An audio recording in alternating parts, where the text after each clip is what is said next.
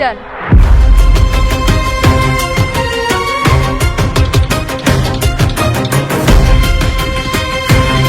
কি ব্যাপার, আপনি ঠিক আছেন তো? এইসব আপনি কি বলছেন? দেখে তো মনে হচ্ছে আপনি ঠিক নেই। আপনি ঠিকই ধরেছেন, আমি একদম ঠিক নেই। সেই জন্য আপনাকে বলেছি আপনার সঙ্গে করে আমার বাচ্চাকে নিয়ে যান, আর আপনাকে যে টাকাগুলো দিয়েছি ওইগুলো নিয়ে যান। আমি না ম্যাডাম, কিছুই বুঝতে পারছি না। আমি আপনার ব্যাগ চুরি করে পালাচ্ছিলাম। কোথায় আপনি মানুষজন ডাকবেন, চিল্লাচিল্লি করবেন, আমাকে পুলিশ দিয়ে ধরিয়ে দিবেন, সেগুলো না করে উল্টে আমাকে বলছেন আপনার টাকার ব্যাগগুলো নিয়ে যেতে। হ্যাঁ, আপনি ঠিকই বলেছেন। আমি খুব সমস্যার মধ্যে আছি, আমি আর নিজেকে সামলে উঠতে পারছি না। আপনি এই যে বাচ্চাটাকে দেখছেন, মাত্র কয়েক মাসের। এই যে আমার কোলে বাচ্চাটাকে দেখছেন, এটা আমার প্রথম সন্তান। তার উপর আমি আবার প্রেগনেন্ট। আমি না আর কিছু সামলে উঠতে পারছি না। তাই আপনাকে বলছি, আমার সন্তান, আমার টাকা সব আপনি রেখে দিন। আর আমি এটাও জানি, আমার গর্ভের সন্তান যখন পৃথিবীতে আসবে আমি ওকেও সামনে রাখতে পারবো না। তাই সেই কারণে বলছি, আমার আপনি সবকিছু নিয়ে যান।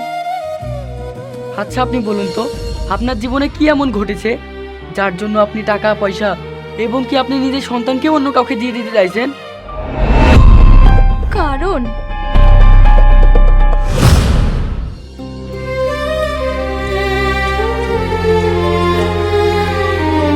তুই তো আর ছোট না, তুই তো এখন বড় হয়ে গেছিস, নিজের ভালো মন্দ বুঝতে শিখেছিস। নিজের ভালো মন্দ বুঝতে পেরেছি বলে আজ আমি এই সিদ্ধান্ত নিতে পেরেছি। কি সিদ্ধান্ত নিয়েছিস? তোর কারণে আমরা সমাজে মুখ দেখাতে পারবো না, সেই সিদ্ধান্ত? আমরাই ভুল করেছি, তোকে ছোট থেকে তোকে তোর মতো করে চলতে দিয়েছি। যদি থাপ্পড় মেরে তোকে শাসনে রাখতাম তাহলে আজকে এই দিনটা দেখতে হতো না। হয়েছে। তুমি চুপ করো, তোমার আজকারাতেই মেয়েটা আজ বেয়াদব হয়েছে। ও সাহস কি করে পায় আমাদের বিরুদ্ধে গিয়ে রাস্তায় একটা ভণ্ড ছেলেকে বিয়ে করবে বলার? রাজ কোনো ভণ্ড ছেলে না মা, ও ভালো শিক্ষিত ভদ্রঘরের ছেলে। তাহলে আমরা তোকে মিথ্যে কথা বলছি? আসলে কি তুই জানিস, ওই ছেলেটার মিথ্যে ভালোবাসায় তুই অন্ধ হয়ে গেছিস। আজ আমরা তোকে যাই বলি না কেন, সব তোর মিথ্যেই মনে হবে। এখনো তোকে বলছি মা, তুই ওই ছেলেটাকে বিয়ে করিস না। কারণ আমি খুব ভালো করেই জানি ওই ছেলেটার স্বভাব চরিত্র ভালো না। এখন তো তোমরা এটাই বলবে, কেন ওকে আমি পছন্দ করেছি। যে রাজকে যদি তোমরা পছন্দ করতে তাহলে রাজ ধোয়া তুলসী পাতা হয়ে যেত। তোর বাপ মায়ের কথা বিশ্বাস হচ্ছে না? তাহলে যা ওই ভদ্র শিক্ষিত ছেলের কাছে যা, যেদিন শ্বেত পাবি সেদিন বুঝতে পারবি। হ্যাঁ হ্যাঁ তাই যাব, আমি চাই না তোমাদের সঙ্গে এই বাড়িতে থাকতে। আর শ্বেত পাওয়ার কথা বলছো, আমার কপালে যা আছে আমি দেখে নেব। মারে, তোকে আমি শেষবারের মতো বলছি, তুই এত বড় ভুল কাজটা করিস না। ছেলেটা সারাদিন নেশা করে থাকে, তুই ওর সাথে সংসার করতে পারবি না।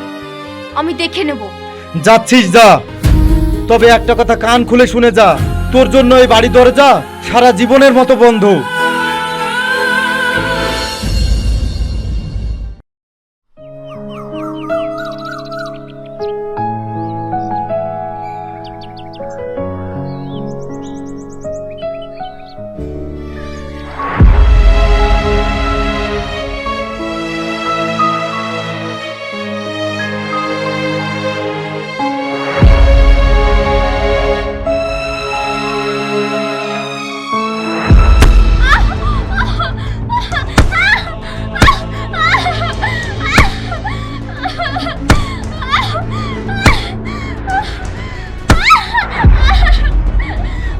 সরে যাস তোকে সামনে থেকে।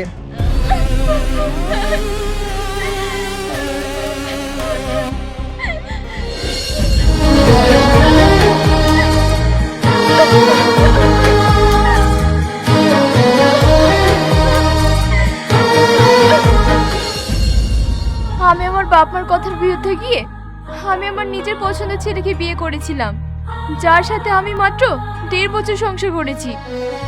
সে শুধুমাত্র আমার রূপ যৌবন দেখে আমাকে বিয়ে করেছে, সে তার চাহিদা মিটিয়েছে।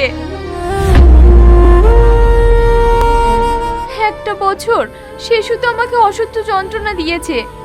আমি একটা ভালো পরিবার থেকে বিলং করতাম, কিন্তু ওই যে আমার একটা ভুল, আমার ওই একটা ভুলের জন্য আমাকে আজ এত বড় শাস্তি পেতে হচ্ছে। আপনি এখন আমাকে যে অবস্থায় দেখছেন, বাবা মার কথা না শুনে নিজের পছন্দের ছেলেকে বিয়ে করেছিলাম, তার ফল। আর আমি জানি আমার আর কোনো ভবিষ্যৎ নেই, আর আমার নবজাতক শিশুদেরও আর কোনো ভবিষ্যৎ নেই। এদেরকে নিয়ে আমি কোথায় যাব? তাই আপনাকে বলছিলাম আমার বাচ্চাকে আপনার সঙ্গে করে নিয়ে যান। আপনি দেখতে অনেক সুন্দর, আর আপনাকে দেখেই বোঝা যায় আপনি ভদ্র পরিবারের মেয়ে। তো আপনার সঙ্গে এরকম কিছু একটা হয়েছে আমি বুঝতে পারিনি। এতদিন আমি ভাবতাম এই দুনিয়াতে আমি সব থেকে খারাপ মানুষ, আমি চুরি করে খাই, চিন্তাই করে খাই। আর এখন দেখছি এই দুনিয়াতে আমার থেকেও খারাপ মানুষ আছে, আর সেটা আপনার কথা শুনেই বুঝতে পারছি। আর একটা ভালো মানুষের সঙ্গে যখন খারাপ কিছু হয় তখন কতটা যে খারাপ লাগে, কতটা যে কষ্ট হয়, সেটা আপনাকে দেখেই বুঝতে পারছি। যাই হোক, আমি আপনার সঙ্গে অন্যায় করে ফেলেছি। হেই নিন আপনার ব্যাগ আর টাকা পয়সা। না না, টাকা পয়সাগুলো আপনার কাছেই রাখুন। কি ব্যাপার, কি হচ্ছে এখানে?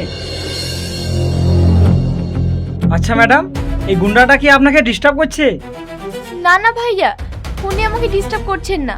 উনি তো আমার বড় ভাই, আমার দিনকাল কেমন যাচ্ছে আমাকে তাই জিজ্ঞাসা করছে। দেখুন ম্যাডাম, আপনি একটা গর্ভবতী মহিলা, আপনার যদি সাহায্য লাগে আমাকে বলতে পারেন।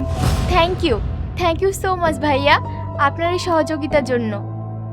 এখানে তেমন কিছুই হয়নি, আপনি এখন আসতে পারেন। ঠিক আছে, তাহলে আমি আসি।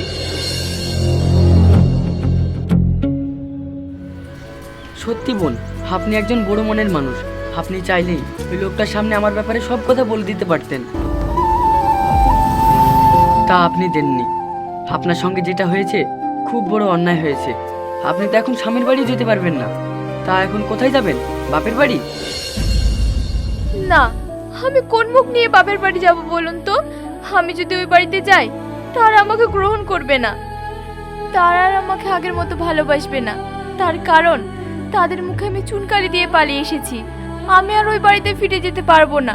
তাই আপনাকে বলছি আমার সন্তানকে আপনার সঙ্গে করে নিয়ে যান।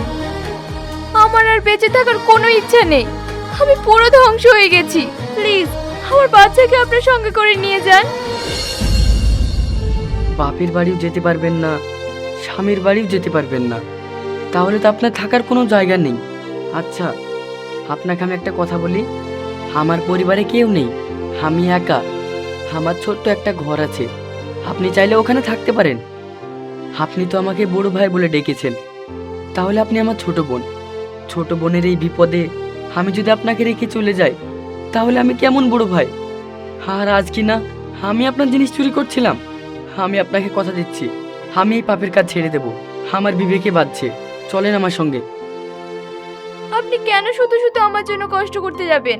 আর আমি কেন বা আপনার ঘাড়ে বোঝা হব? আমাকে আমার ভাগ্যের উপরে ছেড়ে দিন। না না, আমি সত্যি বলছি, আমি শুধরাতে চাই, চলেন আমার সঙ্গে।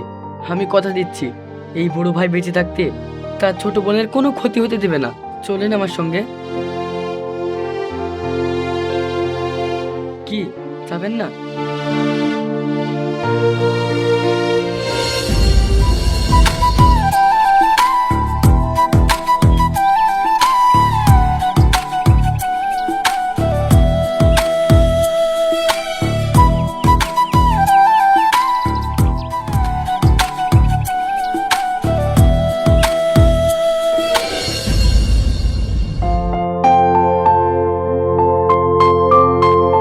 ভাইয়া, তুমি ওষুধ খেয়েছো? না রে বোন, ওষুধটা খাওয়া হয়নি। আমি জানতাম তুমি ওষুধ খাওনি। তোমার শরীর অসুস্থ, ভুলে গেলে চলবে? হা করো, ওষুধটা খাইয়ে দিই। এই নাও জল।